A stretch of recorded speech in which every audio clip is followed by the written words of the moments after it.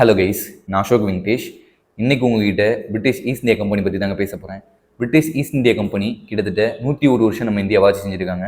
1757 1858 வரைக்கும் கிட்டத்தட்ட 101 வருஷம் நம்ம இந்தியாவை ஆட்சி செஞ்சுருக்காங்க.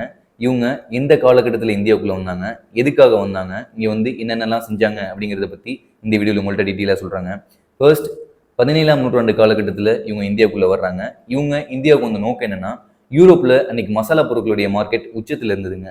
அதனால இங்க இருக்கக்கூடிய மூலப்பொருட்களை பயன்படுத்தி, இங்க இந்தியாவில் இருக்கக்கூடிய மூலப்பொருட்களை பயன்படுத்தி மசாலா பொருட்களை உற்பத்தி செஞ்சு அதை யூரோப்ல எடுத்து கொண்டு போய் விற்கணும் அப்படிங்கிறது தான் இந்த பிரிட்டிஷ் ஈஸ்ட் இந்தியா கம்பெனியுடைய நோக்கம்.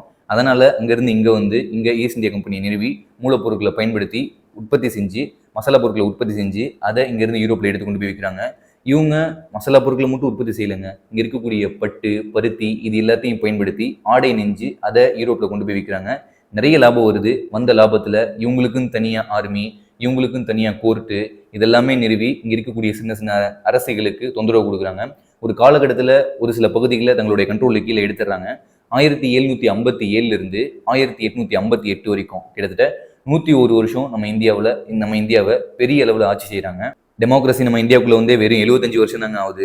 1950 இருந்து இன்னைக்கு வரைக்கும் 2025 வரைக்கும் மொத்தமே 75 வருஷம் தான் நம்ம நாட்டில் மக்களாட்சி இருந்துட்டு இருக்கு.